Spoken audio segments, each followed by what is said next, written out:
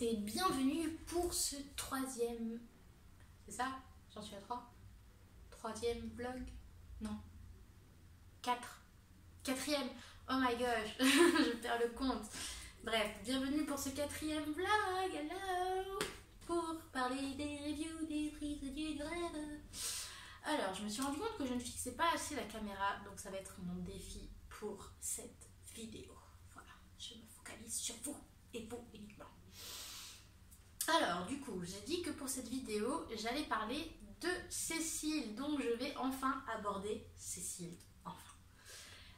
Ça a été dur d'en arriver là, oui, je le concède, mais voilà, c'est finalement arrivé, c'est finalement le moment. Donc, pourquoi parler de Cécile dans le chapitre 3? Parce que dans le chapitre 3, c'est le moment où elle a le plus d'importance, je dirais, à mon sens. C'est là où je crois que, mis à part le chapitre 2, je la dessine le plus. Alors, ce dont je parle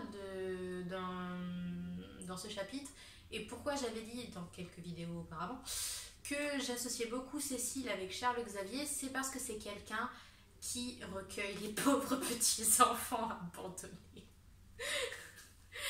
Cécile, c'est un peu la sauveuse des pauvres enfants déshérités de leur famille. Non, je déconne.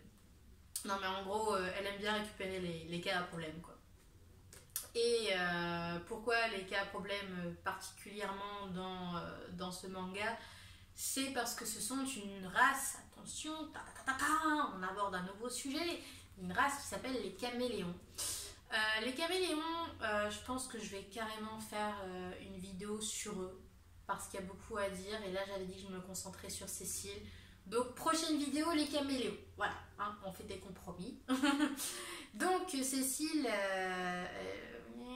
ça va être compliqué, il va falloir que l'on parle. Bon bah tant pis, je fais une vidéo Cécile et caméléon, voilà. Bref, forcément, il va falloir que je développe les caméléons, hein, parce que sinon c'est pas drôle. Donc, du coup, les caméléons, c'est une race d'hybrides, on peut appeler ça comme ça. Ce sont donc des êtres humains qui, durant la guerre, ont été forcés en fait de faire un pacte avec des dieux de la nature pour accumuler plus de pouvoir pour permettre de gagner en fait la guerre contre le territoire voisin. Et ce pacte en fait avec les dieux de la nature leur ont permis de se mélanger avec des animaux. Pas dans le sens zoophile du terme, bien sûr. Nous sommes politiquement corrects dans ce monde. Voilà. Donc de mélanger leurs ADN à ceux des animaux. Donc du coup j'en ai sélectionné quelques-uns. J'ai essayé de chercher sur internet ce qu'on appelait un bestiaire lunaire. Donc certains animaux qui sont plus associés à la lune qu'au soleil, oui ça existe apparemment. Et donc dans cette catégorie d'animaux lunaires, on a en premier lieu, qui est montré en premier dont je pourrais parler, les renards, donc comme David. On a Artémis, donc le chat. On a le tigre, qui sera abordé d'ici quelques chapitres. Wink, wink, wink, wink. On a quoi d'autre? Les ours. On a les serpents, les taureaux, les je suis plus sûre que ce soit jaguar ou léopard, donc je mets une petite étoile là-dessus. Parce que je sais plus et que là j'ai pas mes notes avec moi, donc je suis désolée, je confonds toujours les deux animaux, donc voilà. Donc j'ai dit taureau, j'ai dit jaguar, hashtag léopard, j'ai dit serpent, j'ai dit ours, lapin, et il y a les loups, et je crois que c'est tout. Je crois que j'en ai pas oublié. Et avec le recul, je suis d'ailleurs très triste que David ait un renard et pas un loup, parce que je trouve que le côté meute lui correspond plus. Après, je suis peut-être pas assez intéressée au renard, je le vois plus comme un animal un peu plus solitaire, mais peut-être que je me trompe sur ce charmant petit animal. N'hésitez pas à me corriger. Bref, donc les caméléons, donc voilà, sont des gens qui durant la guerre ont été forcés entre guillemets de conclure un pacte, donc pour avoir un ADN mélangé à ceux des animaux, pour avoir des capacités supérieures à celles des autres magiciens. Et donc du coup d'avoir plus de pouvoir. Cependant, une fois que la guerre a été gagnée, ben disons que au lieu de les acclamer comme des héros, ils ont plus été mal vus en mode ouais, ils sont différents de nous quoi. La gratitude. Bref, du coup, ouais, les caméléons sont mal vus parce que, ben, au final, les gens sont ce qu'ils sont, hein, ils aiment pas ce qui est différent, ils sont jaloux du pouvoir des autres, etc. Donc, forcément, ben, les caméléons qui étaient à la base là pour aider, hein, ils sont quand même sacrifiés dans le but de remporter la victoire. Hein. Bon, j'imagine que certains c'était pour la gloire, mais d'autres c'était vraiment pour aider le peuple, quoi. Et ils se sont vus donc rabaissés comme du rebut. Rebut, voilà. Et du coup, bah, c'est pas très cool, c'est pas très gentil. Et donc, dans ce chapitre, on apprend que Cécile Bichette, elle était promise à un aristocrate parce que Cécile est une marquise. Et que que l'aristocrate en question n'était pas trop à son goût. Et qu'elle a rencontré donc un caméléon. Ah, j'ai oublié l'hibou. Ah bah merde alors. Ah bah ça c'est bien triste, tiens. Oui, donc bref, du coup, il y a l'hibou qui lui a tapé dans l'œil, enfin, qui lui a tapé dans l'œil. C'est assez drôle à dire étant donné que Cécile est aveugle, donc techniquement, non, c'est juste sa personnalité qui l'a séduite. Et que du coup, bah lui, il payait pas de mine, hein. Il n'avait pas de grande richesse, ni de grand domaine, ni de quoi que ce soit, mais voilà, ils se sont rencontrés, ils se sont aimés, ils se sont mariés, et il s'est fait assassiner. Voilà, tragique. Mais bon, c'est comme toutes les grandes histoires d'amour.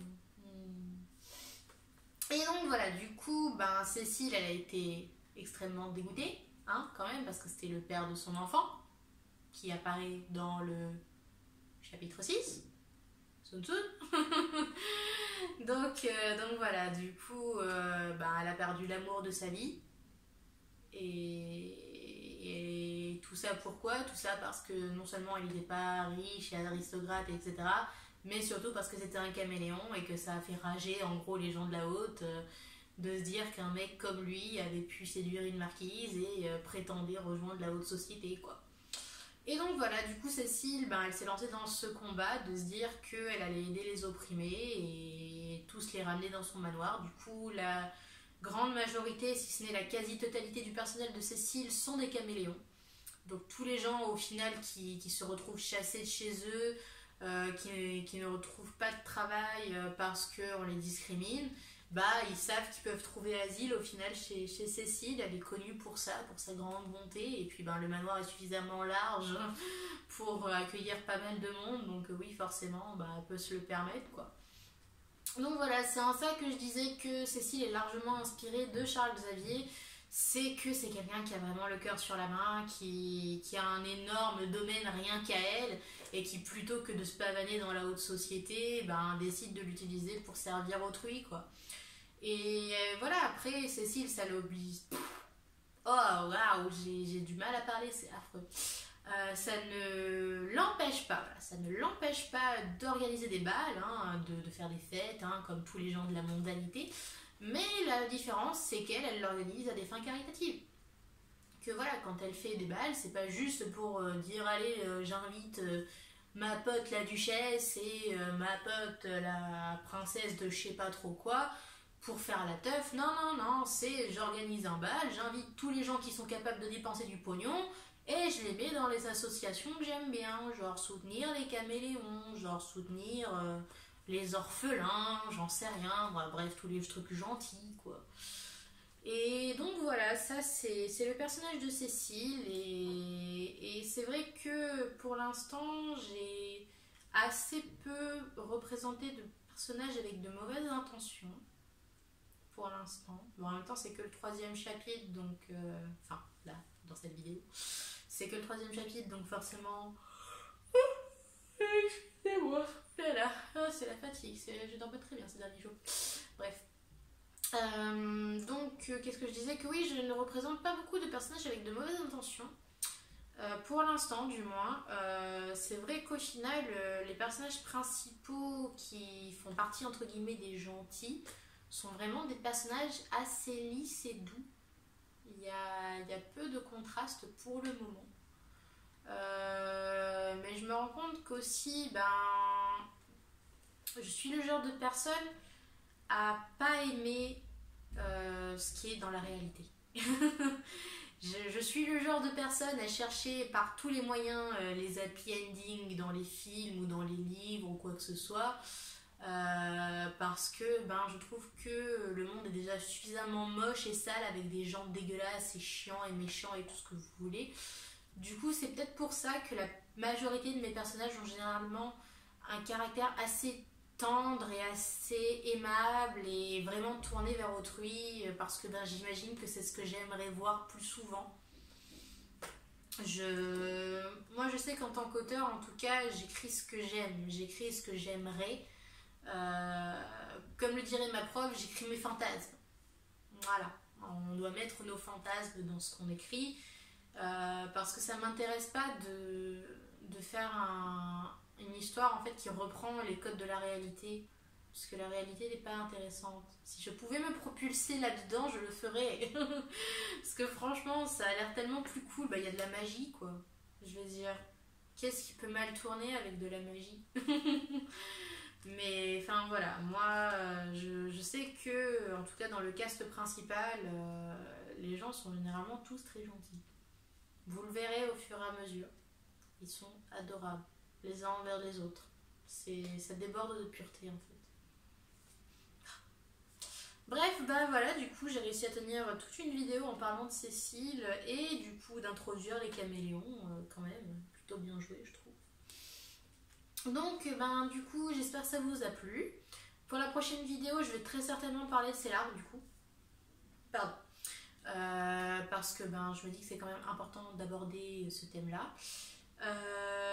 Je sais pas si du coup j'ai vraiment dit beaucoup plus que ce que l'on peut déjà lire dans le chapitre. Ou si vraiment je fais juste un récap. Mais bon, moi j'aime bien blablater donc voilà. Du coup, à la prochaine vidéo. Je vous fais des gros bisous en espérant que 2020 se passe bien pour vous. J'espère que pour moi ça va aller. Et je vous fais des gros bisous et à la prochaine.